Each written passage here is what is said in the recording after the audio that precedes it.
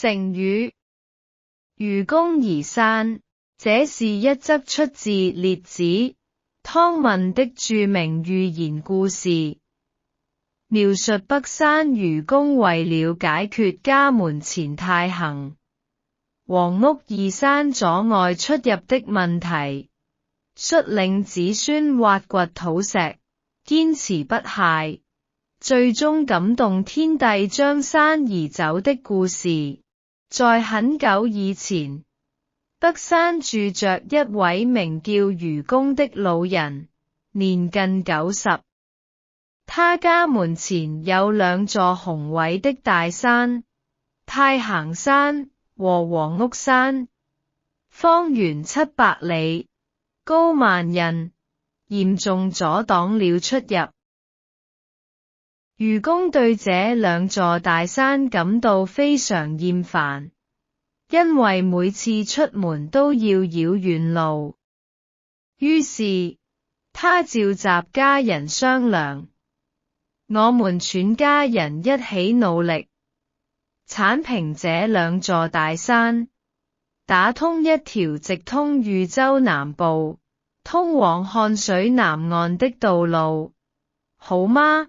家人們聽了都很贊同。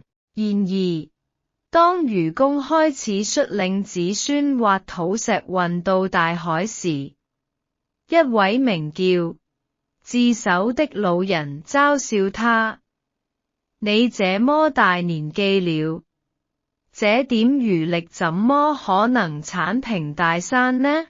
愚公反駁道：你太頑固了，還不如智叟呢。我雖然死了，還有兒子，兒子死了，還有孫子，孫子又生兒子，子子孫孫是沒有窮盡的。可是山不會再增高，為什麼會平不了呢？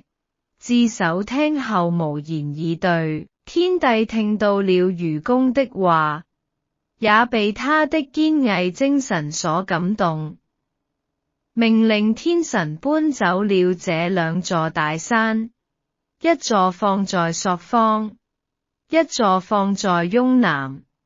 從此這條道路再也沒有阻礙。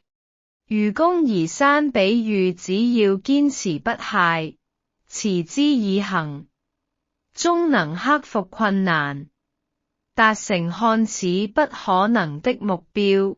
他雖然年紀小，但有愚公移山的精神，每天努力練習鋼琴，終於在比賽中獲得冠軍。